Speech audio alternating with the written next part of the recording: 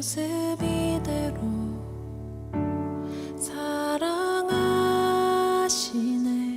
연약함 그대로 사랑하시네. 나의 모든 발걸음 주가 하시나니 날 인도하소서. 내 모습 이대로 사랑하시네. 연약함 그대로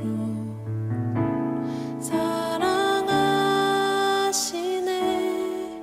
나의 모든 발걸음 주가 하시나니 날 인도하소서.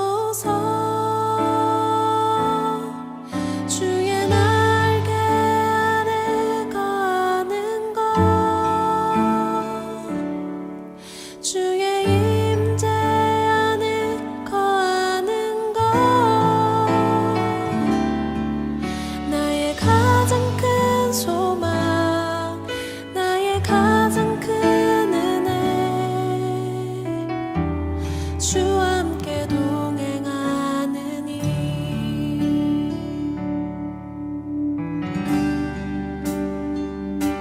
내 모습 이대로 사랑하시네. 연약함 그대로 사랑하시네. 나의 모든 발걸음 주가 날 인도하소서. 주의 날개 아래 거하는 것 주의 임재 안에 거하는 것 나의 가장 큰 소망 나의 가장 큰 은혜 주와 함께 동행하느니 주의 날개 아래 거하는 것 주의 임재 안에 거하는 것 나의 가장 큰 소망 나의 가장 큰 은혜 주와 함께 동행하느니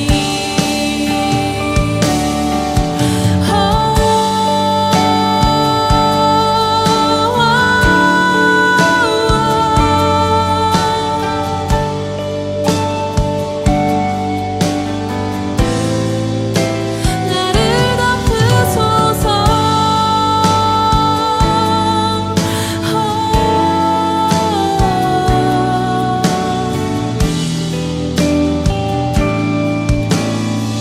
주의 날개 아래 주의 날개 아래 거하는 것 주의 임재 안에 거하는 것 나의 가장 큰 소망 나의 가장 큰 은혜 주와 함께 동행하느니 주의 날개 아래 거하는 것 주의 임재 안에 거하는 것 나의 가장 큰 소망 나의 가장 큰 은혜 주와 함께 동행하느니 나의 가장 큰 소망 나의 가장 큰 은혜 주와 함께 동행하느니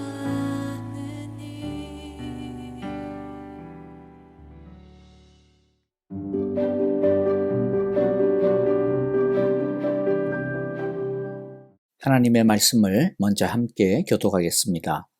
오늘의 말씀은 욥기 18장 1절부터 21절입니다. 수아 사람 빌닷이 대답하였다. 너는 언제 입을 다물 테냐? 제발 좀 이제라도 눈치를 채고서 말을 그치면 우리가 말을 할 수 있겠다. 어찌하여 너는 우리를 짐승처럼 여기며 어찌하여 우리를 어리석게 보느냐? 화가 치밀어서 제 몸을 갈기갈기 찢는 사람아, 내가 그런다고 이 땅이 황무지가 되며 바위가 제자리에서 밀려나느냐? 결국 악한 자의 빛은 꺼지게 마련이고 그 불꽃도 빛을 잃고 마는 법이다. 그의 집 안을 밝히던 빛은 점점 희미해지고 환하게 비추어 주던 등불도 꺼질 것이다. 그의 힘찬 발걸음이 뒤뚱거리며 제 꾀에 제가 걸려 넘어지게 될 것이다. 제 발로 그물에 걸리고 스스로 함정으로 걸어 들어가니 그의 발 뒤꿈치는 덫에 걸리고 올가미가 그를 단단히 죄일 것이다. 땅에 묻힌 밧줄이 그를 기다리고 길목에 숨겨진 덫이 그를 노린다. 죽음의 공포가 갑자기 그를 엄습하고 그를 시시각각으로 괴롭히며 잠시도 그를 놓아주지 않을 것이다. 악인이 그처럼 부자였어도 이제는 굶주렸어 기운이 빠지며 그 주변에 재앙이 늘 도사리고 있다. 그의 살갗은 성한 곳이 없이 썩어 들어가고 마침내 죽을 병이 그의 팔다리를 파먹을 것이다. 그는 믿고 살던 집에서 쫓겨나서 죽음의 세계를 통치하는 왕에게로 끌려갈 것이다. 그의 것이라고는 무엇 하나 집에 남아있지 않으며 그가 살던 곳에는 유황이 뿌려질 것이다. 밑에서는 그의 뿌리가 마르고 위에서는 그의 가지가 잘릴 것이다. 이 땅에서는 아무도 그를 기억하지 못하고 어느 거리에서도 그의 이름을 부르는 이가 없을 것이다. 사람들이 그를 밝은 데서 어두운 곳으로 몰아넣어 사람 사는 세계에서 쫓아낼 것이다. 그의 백성 가운데는 그의 뒤를 잇는 자손이 남아있지 않을 것이다. 그의 집안에는 남아있는 이가 하나도 없을 것이다. 동쪽 사람들이 그의 종말을 듣고 놀라듯이 서쪽 사람들도 그의 말로를 듣고 겁에 질릴 것이다. 악한 자의 집안은 반드시 이런 일을 당하며 하나님을 알지 못하는 자가 사는 곳이 이렇게 되고 말 것이다. 아멘. 욥을 위로하러 왔던 친구들은 점점 욥과 더 깊은 논쟁의 늪에 빠져버리고 맙니다. 자기들이 욥에게 왜 왔는지는 잊어버리고 이제는 그저 자기들이 하는 말이 맞다라고 하는 것을 입증하기 급급해져 버리고 말았습니다. 수아 사람 빌닷이 2절에서 3절을 보면 욥을 이렇게 윽박지릅니다. 너는 언제 입을 다물 테냐? 제발 좀 이제라도 눈치를 채고서 말을 그치면 우리가 말을 할 수 있겠다. 어찌하여 너는 우리를 짐승처럼 여기며 어찌하여 우리를 어리석게 보느냐?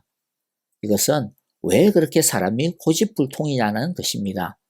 친구들인 우리가 먼 곳에서 와서 너한테 지금 조언을 하고 있는데 어떻게 꼬박꼬박 말대꾸나 하고 한마디도 절대로 지지 않으려 하고 사람이 어떻게 그렇게 자기만 옳다라고 주장하느냐라는 것입니다. 다른 사람의 말을 귀를 좀 기울여야 되지 않겠느냐라는 것이죠.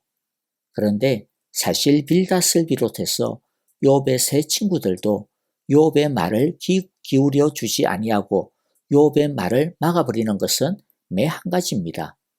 오직 자기들이 옳다라는 것을 주장하기 급급하고 상대방의 말에서 작은 꼬투리를 잡아서 물고 늘어지고 있는 형국입니다.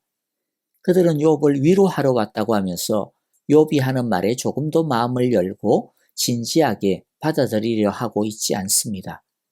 이것이 우리가 누구를 위로하거나 또는 대화를 할 때 조심해야 하는 매우 중요한 자세입니다. 상대방을 이해하고 들어줄 마음을 가져야 된다는 것이죠. 욥의 친구들의 주장이 다 틀린 것은 아닙니다. 맞는 것도 많습니다. 그러나 대화나 위로라는 것은 누가 맞고 틀리고 누가 옳고 그러냐라고 하는 것을 판가름 내는 것이 능사가 아닙니다. 가장 기본은 저 사람이 왜 저럴까? 뭐라고 지금 말하는 것일까? 라고 하며 그의 기분과 주장을 그 사람의 입장에서 이해하려 하는 것입니다.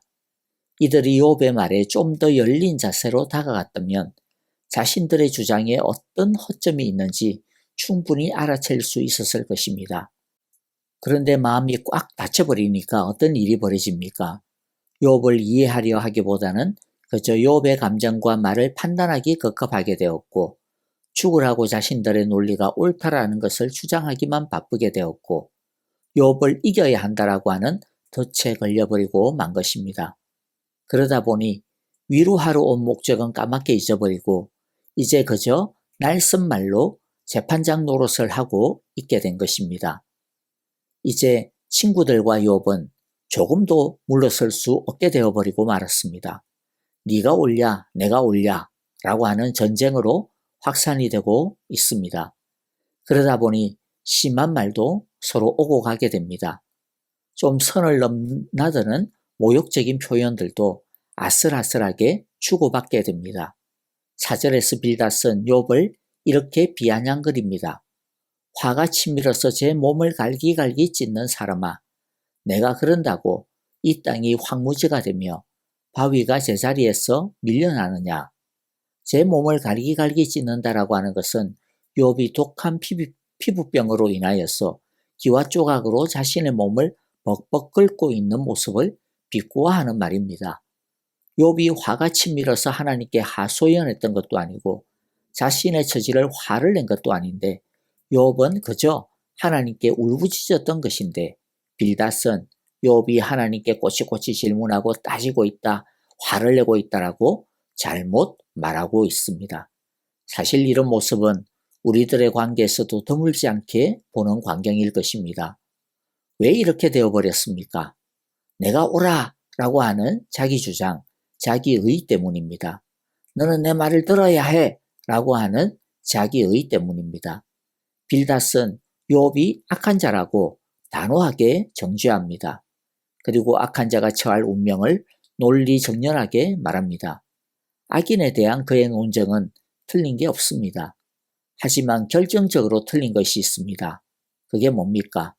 욥은 지금 악하기 때문에 이런 벌을 받는 것이 아니라는 것입니다. 욥이 받는 재앙과 고난의 이유와 목적은 따로 있습니다. 하나님이 다른 이유 때문에 욥에게 이 재앙과 고난을 허용하고 계신 것입니다. 그런데 빌닷은 그런 것은 하나도 모른 채 자기 스스로 욥은 악인이다, 이런 재앙과 고난을 받아 마땅할 만큼 아주 악질이다라고 비난하고 있는 겁니다. 자신이 마치 하나님의 재판정의 재판장이라도 된 것처럼 욥을 단정 지어버리고 있는 것입니다. 이것은 욥을 모욕하는 처사일 뿐만 아니라 자기가 하나님도 아니면서 하나님인 것처럼 행동하는 것이기 때문에 하나님을 모욕하는 행동이 되기도 한 것입니다. 우리는 다른 사람에 대해 함부로 단정짓지 말아야 합니다. 특히 어떤 사람이 어떤 상황에 빠진 것을 보고서, 즉 어떤 사람이 어떤 재앙이나 큰 고난에 빠진 것을 보고서 저것은 죄 때문이야 라고 하는 식으로 단정짓지 말아야 합니다. 그것은 너무나도 위험천만한 오만한 행동입니다. 나중에 하나님께서 이 세 친구들의 이런 오만함에 대해 완전 엄청 질책을 합니다. 그리고 욥의 용서를 철저하게 받아야 된다라고 엄명을 내립니다. 여러분, 진짜 조심하도록 기억합시다. 다른 사람을 함부로 판단하지 말고 비난하지 맙시다.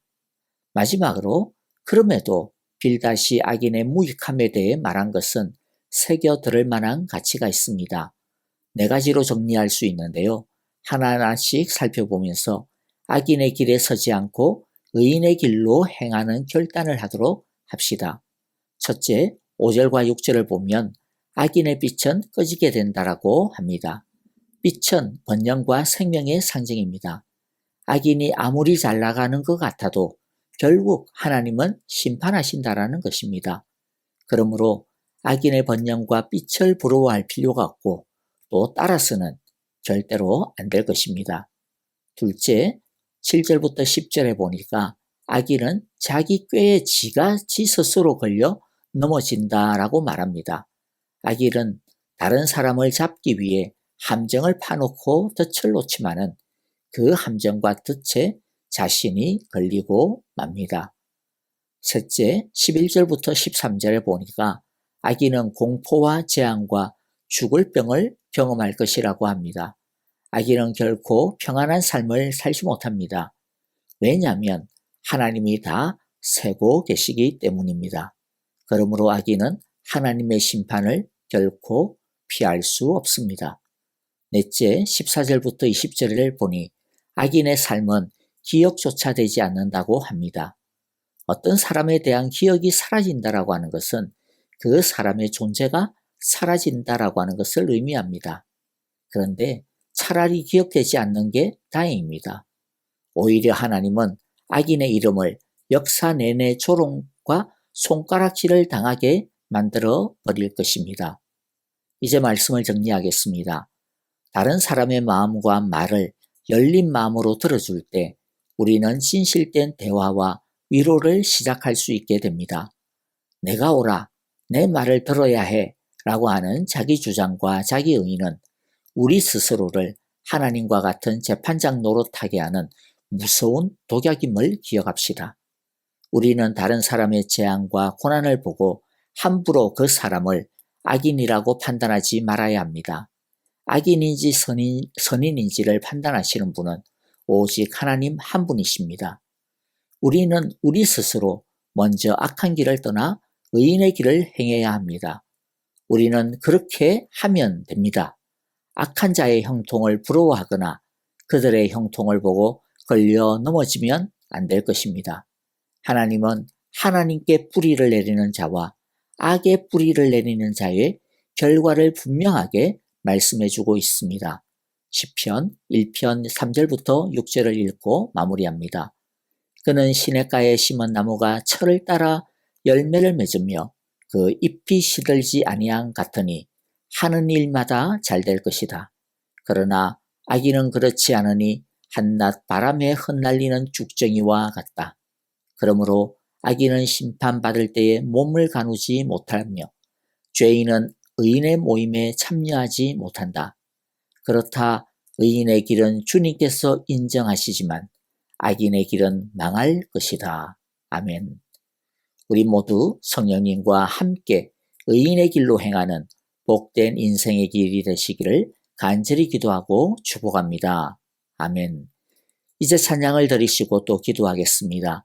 기도하실 때 교회와 성도님들을 위해 중보기도 부탁을 드립니다. 이번 주일에 있을 장로 임직 예배를 위해 임직 받으시는 강승한 조열 두 분을 위해 기도해 주실 때 성령 충만한 착하고 충성된 일꾼 되게 하소서라고 기도해 주시고요. 슬픔을 당한 박혜영 집사님과 그 가족을 위해 기도해 주시기를 바랍니다. 하나님의 평안과 소망과 위로가 가득 임하게 하소서라고 기도해 주시고요. 또 이번 주 금요일 수술 받으시는 정원정 전도사님을 위해 그리고 그 외에 한우들을 위해 박윤경 정계자 전도사님, 김내정, 노창득, 황순금 권사님, 이두상 이진구 집사님, 김윤화 이를 위해 기도해 주실 때 주여 은혜를 베풀어 주소서, 주여 치유케 하소서라고 기도해 주시기를 바랍니다. 여러분 오늘도 주님의 은혜 안에서 평안하시기를 기도합니다. 감사합니다. 안녕히 계십시오.